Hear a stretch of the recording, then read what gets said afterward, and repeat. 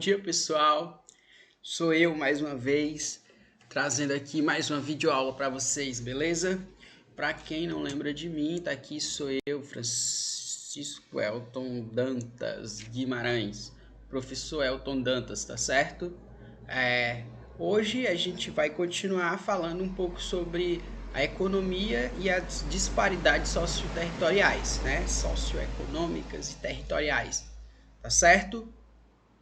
Vamos continuar. É um assunto que é muito interessante, muito importante, né, para que vocês compreendam o mundo de vocês.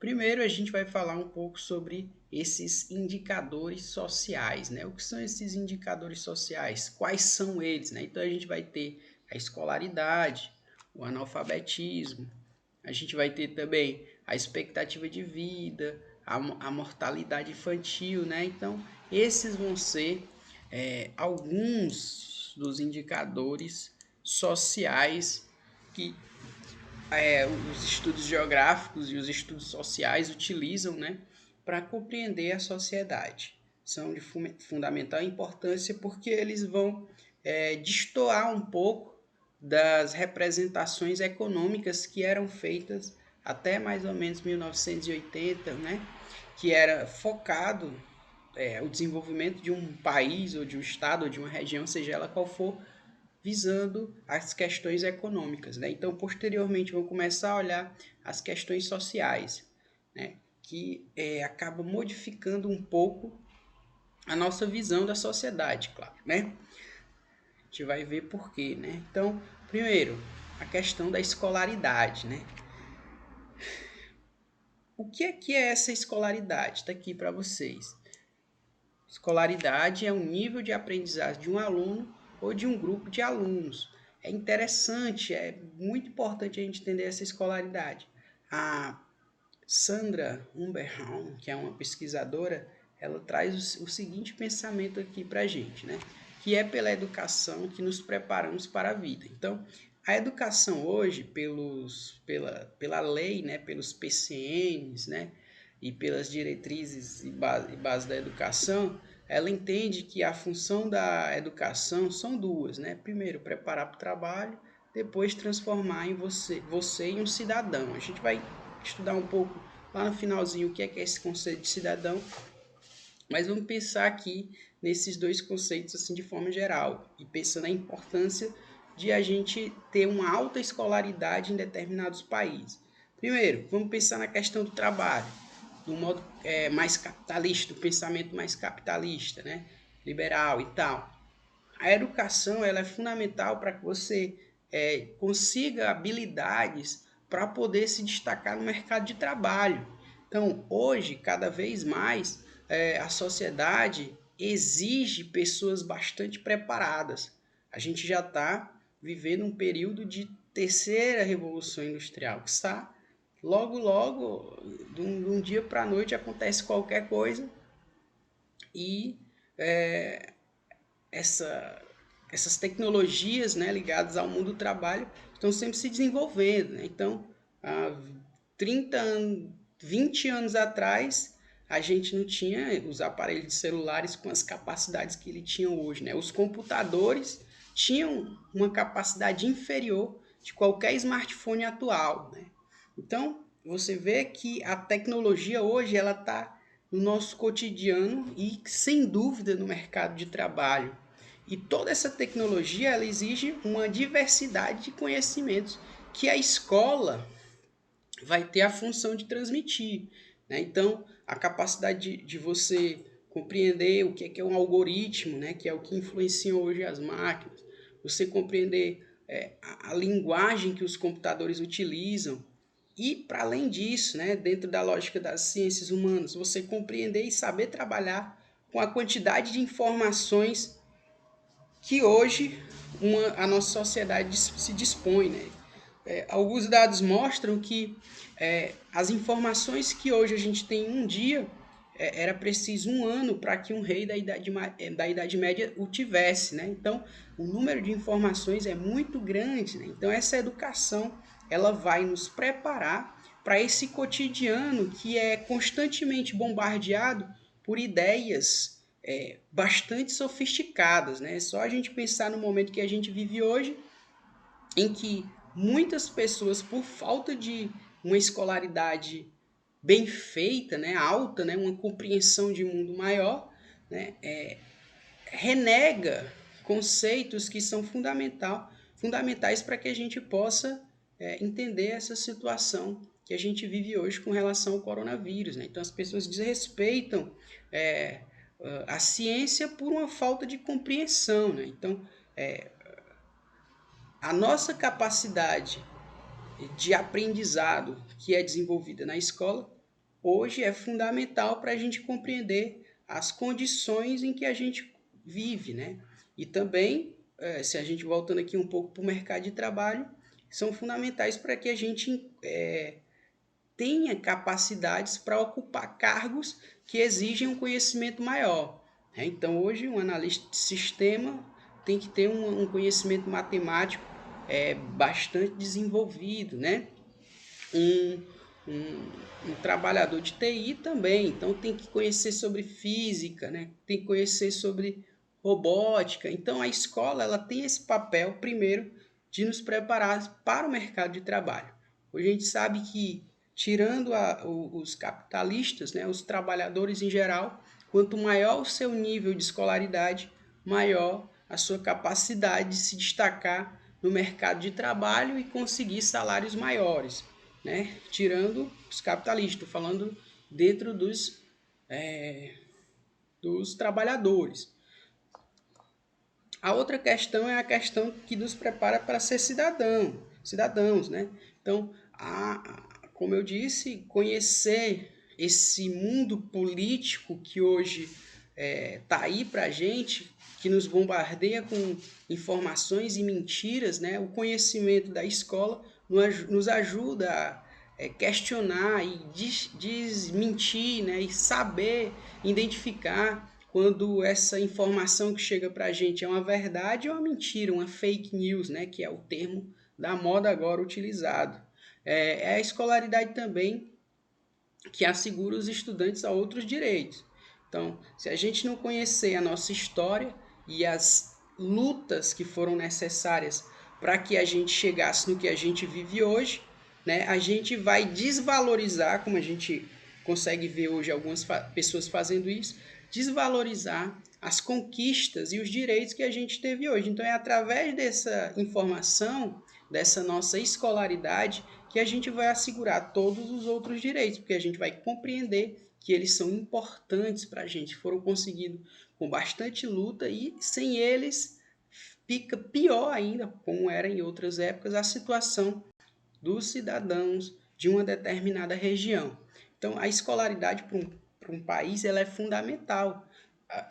É com ela também que o desenvolvimento tecnológico e o desenvolvimento econômico vêm junto. Né? Então, se a gente pensar em países como a Coreia do Sul, que há 30 anos atrás não era um país rico como é hoje, ela vai conseguir isso através do desenvolvimento da educação, né? Através da melhoria dos índices de escolaridade do seu país. Né? Países como o Japão também, que tem poucos recursos naturais, mas através de a educação, de um alto índice de escolaridade em seu país, ele vai conseguir ser uma das maiores economias do mundo atualmente. Então, a escolaridade, sim, é um fator importante, né? um índice social importante para que a gente, nós cidadãos, fiquemos sempre de olho. Né? O outro índice que eu trouxe, né, que está ligado ali à questão da escolaridade, ainda está dentro da lógica da escolaridade, é o analfabetismo, né? E aí eu trouxe aí o conceito aí para vocês de analfabetismo, anotem, né? É uma pessoa que não tem instrução formal, normalmente que não sabe ler e escrever, né? E esses índices no Brasil, a gente vai ver, ainda são razoavelmente altos, né? Comparado a outros países de primeiro mundo, né?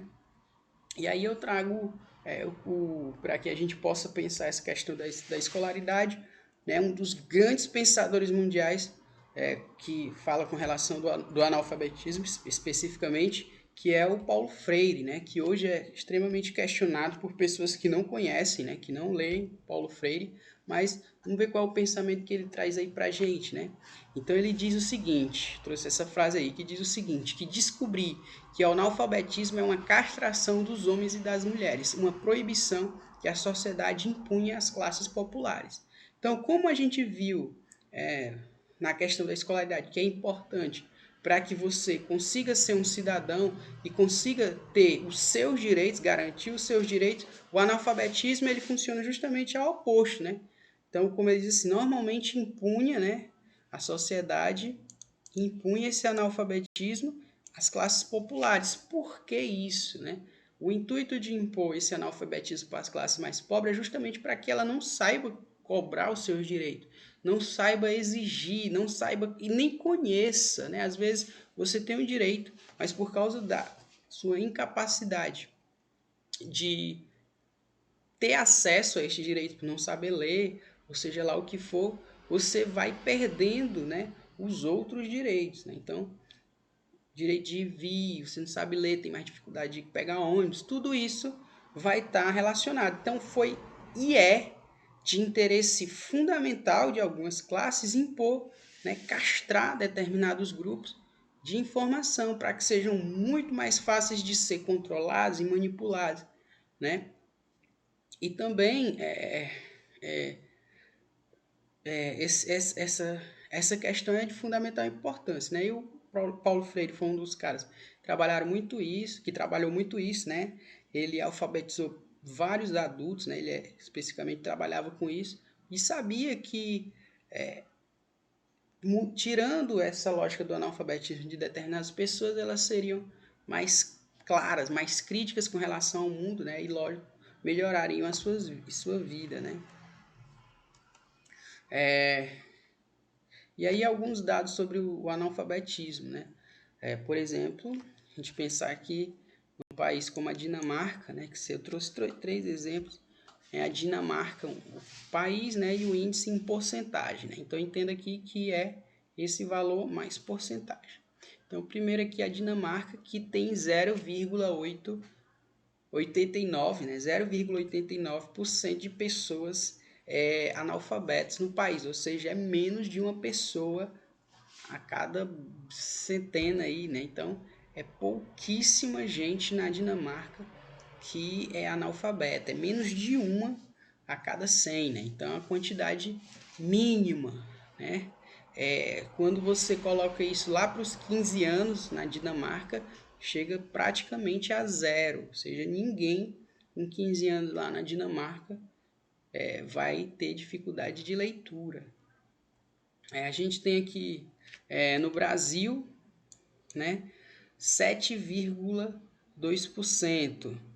A gente vai ter aqui uma certa diferença aqui entre esses dois, mas você vê que fica ali bem próximo, né? 2018 já vai abaixar um pouco, mas 7,2%, que é uma quantidade até razoável, né? 7 pessoas a cada 100, né, são analfabetos no Brasil.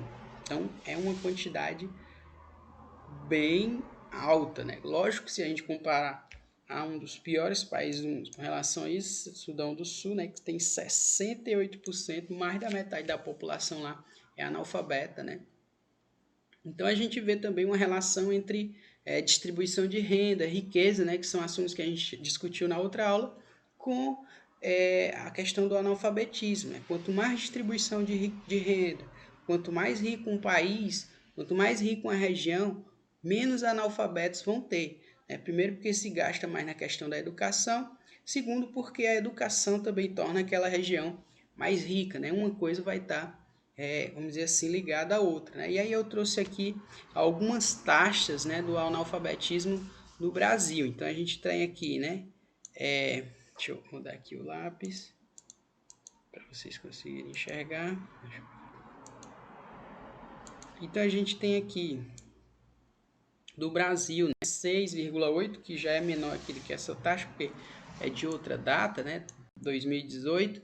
A gente tem 6,8 do Brasil, mas a gente vai ver que existem regiões com um número de analfabetos menor do que a outra. Então a região sudeste mais rica é a região do país que tem o menor número de analfabetos. A região sul também, que é uma região bastante rica, segundo menor, e assim sucessivamente. Então a gente vai ter o Nordeste como uma região bastante populosa, né? E por uma questão histórica, né, de muito tempo de ter renegado a questão da pobreza a nossa região, né? O maior índice de analfabetos que existe no Brasil vai estar aqui na região Nordeste, né? Que é uma tristeza dizer isso, mas é o que é, né? Então vamos continuar. Sim, destacar também que existe a questão do analfabetismo funcional. Então, o que é esse analfabetismo funcional? Então, a pessoa vai lá, o aluno começa a estudar, aprende a juntar o B com Abá, B com Ebé, né? B com Obó, L com Alá, faz o bola. Mas se ele pegar um texto um pouco maior e precisar fazer uma interpretação do que está escrito ali, né, saber o que é que aquele texto queria dizer, ele já vai ter uma maior dificuldade, né? Então, não é incomum no Brasil, né, você encontrar uma pessoa que lê um texto e não consegue interpretar o que está sendo dito. As redes sociais hoje, se a gente for analisar Facebook, Twitter, os comentários de algumas pessoas, você percebe claramente que ela leu, mas não entendeu o que é que estava escrito. Então, se a gente pegar o número de analfabetos funcionais, a gente vai ver que o Brasil ainda aumenta, né, com relação a essa porcentagem aí, né, no número de pessoas que têm uma certa dificuldade de compreender um texto, né? E como a gente viu, né, é um dado fundamental para a gente entender a sociedade, né? Até com relação à sua prática dentro da sociedade, né, uma relação com a política, as pessoas que têm dificuldade de compreender um texto vão ter também dificuldade nesse ponto, né? Outro, né, importante é a relação da expectativa de vida. E o que é essa expectativa de vida? A gente vai ter a expectativa de vida e a mortalidade infantil, né, que eu trouxe logo esses dois. O que é essa expectativa de vida? É quanto tempo uma pessoa ou um grupo de pessoas, né, em média, consegue viver. Então, se a gente olhar hoje para o Brasil, se eu não me engano, não estou com dado aqui, estou falando de cabeça, então pode estar errado. Se eu não me engano, 70 e alguma coisa a média da expectativa de vida do Brasil. Porém, como o Brasil é um país bem grande, né, com uma diversidade socioeconômica gigantesca, essa expectativa de vida também, assim como a questão do analfabetismo, vai variar de acordo com a região, né? E o que fica ligado, né, a essa questão da reforma da Previdência, porque hoje se fez uma reforma da Previdência ligada a essa média nacional, enquanto algumas regiões, né, as pessoas morrem bem antes do que dessa média, né, o que faz com que essa reforma seja injusta. Né? Algumas pessoas vão morrer e não vão conseguir, aliás, a maioria das pessoas de uma determinada região vão morrer e não vão conseguir ter acesso a, a, essa, a essa aposentadoria. Né? Então, o problema de você calcular isso com relação à média, né, uma média aritmética simples, é isso, é desconsiderar a pluralidade que existe, principalmente num país continental, que é o caso do Brasil. E a gente vai ter também a mortalidade infantil, que tem um conceito aí para vocês, anotem, né? Sempre lembrando que os conceitos são importantes, que marcam o que é aquilo que a gente quer dizer, né? E mortalidade infantil é quantas crianças em cada 1000 morrem antes de completar um ano. A gente vai ver alguns dados e vai ver que no Brasil essa questão também ainda é muito complicada, né? Aliás, a gente não vai ter esses dados não. Então, continuando aqui, a gente vai falar sobre todos esses dados sociais, juntos com alguns dados econômicos, vão levar ao surgimento do IDH. O que é esse IDH? O Índice de Desenvolvimento Humano, né? Importantíssimo, né? Porque como eu disse lá no começo da aula, né? Antes dessa medição do IDH, tudo era medido através dos índices econômicos. Então, como eu já falei na outra aula, né, o PIB, a renda per capita, e essas medidas econômicas, elas são incapazes de considerar coisas que são importantes para uma sociedade, né? Então, o que adianta a gente ter um país com o maior PIB do mundo, onde há uma grande concentração de renda, ou mesmo que haja uma distribuição de renda, mas essas pessoas não têm acesso à educação, não tenham acesso à saúde, não tenham acesso a uma quantidade de outros fatores que são importantes para a vida, né? A maioria, lógico que ter dinheiro no mundo capitalista é importante, mas não é tudo. Então você ter determinados confortos, determinadas qualidades sociais, vamos assim dizer, isso também ajuda no bem-estar da sociedade, né? Você saber que viver muito e com qualidade é importante. Então, a gente vai ver que a partir de 1990 o IDH vai passar a ser levado em conta e vão levar em conta, como eu disse, alguns aspectos sociais e econômicos, né? Então, como eu coloquei ali, renda per capita, escolaridade, analfabetismo, expectativa de vida, uma renda média, tudo isso vai ser levado em conta para tirar um índice de desenvolvimento. Como é que é calculado? Né? A gente vai ter uma escala de 0 a 1, e quanto mais próximo de 1 a gente tiver, melhor vai ser o índice de desenvolvimento humano dessa sociedade. Né? Aí eu trouxe aqui alguns dados para vocês, né, dos índices de desenvolvimento humano dos estados brasileiros. Então, a gente vai ter aqui. Então, a gente viu que, e a gente sabe que São Paulo é a região mais rica do país. Porém, a gente vê que não é o que tem o melhor IDH, né?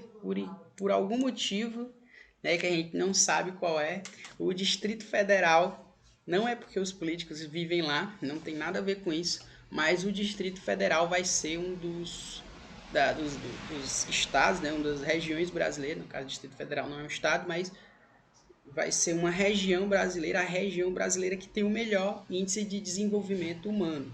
Ou seja, vai ter pouca gente morre, pouca criança morre, bastante renda, uma boa divisão dessa renda, né? Então, e um índice bem alto, né? Comparável aí a países de primeiro mundo, né? Assim como São Paulo também, Santa Catarina, né? A região sul, aquela região mais rica, né? Que vai ter um menor índice, um pouco analfabetismo, que influencia aí na questão do IDH.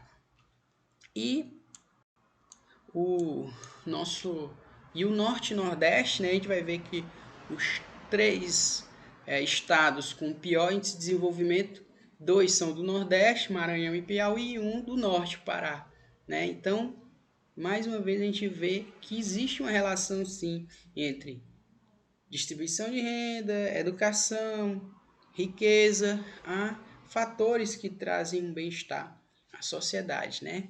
Mas lembrando, né, a gente vê aí a questão de São Paulo, que não é só o PIB que importa, né? O Distrito Federal, se eu não me engano, vai ser o terceiro ou quarto PIB na verdade, quarto ou quinto PIB brasileiro, mas, né, vai ter o melhor IDH de todos, né? Os políticos morarem lá não tem nada a ver com isso, né? E tudo isso, né, todos esses fatores que a gente vem falando nessas duas aulas, né, os fatores econômicos e os fatores sociais, vão ter uma relação assim gigantesca com a cidadania e a democracia, né? A gente vive hoje momentos que são um pouco complicados para esses dois termos, né? Tanto para a cidadania como a democracia. E aí eu trouxe alguns pontos aí, né, para a gente pensar o que é esses dois termos, né? Primeiro, democracia, né? Demos, que quer dizer povo, e kratos, né? Vocês aí que gostam de Deus da Guerra, quer dizer poder, né? Por isso que não é não é não é por acaso que o nome do personagem daquele jogo se chama Kratos, né? Ele é tão poderoso, né? que kratos, em grego, significa poder. Então, democracia, o poder do povo. Aí a gente vai ter algumas variações sobre essa democracia, né? Uma democracia participativa, que era a que ocorria lá na Grécia, e a gente hoje ainda tem algumas ferramentas para que a gente pratique essa democracia participativa, que o que é isso, né? Que nós diretamente tomamos as decisões. Então, lá na Grécia Antiga, por exemplo, se juntava uma galera, alguém subia no púlpito, falava e a decisão que aquele pessoal tomava ali era o que acontecia. Então, havia uma votação direta, uma participação direta. Qualquer um podia subir lá no púlpito e colocar a sua proposta. E a democracia representativa, que é a que a gente vive hoje, né? Onde a gente escolhe algumas pessoas para ir lá, né, para representar a gente e fazer as escolhas no nosso lugar. Isso é muito mais comum porque se a gente pensar um país, né, os países hoje com populações gigantescas, essa democracia participativa teria bem mais complicações, vamos assim dizer, né? E também a questão da cidadania, né? Cidadania quer dizer aquele da cidade, aquele que participa da cidade, né? Aquele que tem escolha nos caminhos que uma determinada região, né? No caso uma cidade, um país, um estado vão seguir. Então, a gente vê que essa noção de cidadania ela variou muito. Então, se a gente pensa na Grécia Antiga, não era todos que eram cidadãos. Então, pessoas que vinham de fora, estrangeiros, mulheres, crianças, homens abaixo de 18 anos de idade, todos eles não eram considerados cidadãos, porque não podiam participar, né? Com o decorrer da sociedade, os grupos foram entrando e ganhando essa lógica de cidadania, né? Então, cidadania é isso, é você ter participação nas escolhas políticas, né, administrativas de uma determinada região e que estão ligadas com tudo isso. Porque se você, como eu falei, quando a gente estava conversando aqui sobre a questão da educação, se você não tem educação, você tem uma maior dificuldade de ser um cidadão. E também você não valoriza a lógica democrática, né? Setores que são, ideias que são fundamentais para uma sociedade mais justa, para uma sociedade que traz mais felicidade para um número maior de pessoas. Então, pessoal, a gente viu, né, vários assuntos em relação a isso, desde a questão econômica até as questões sociais. Então, por hoje é só. Valeu, show!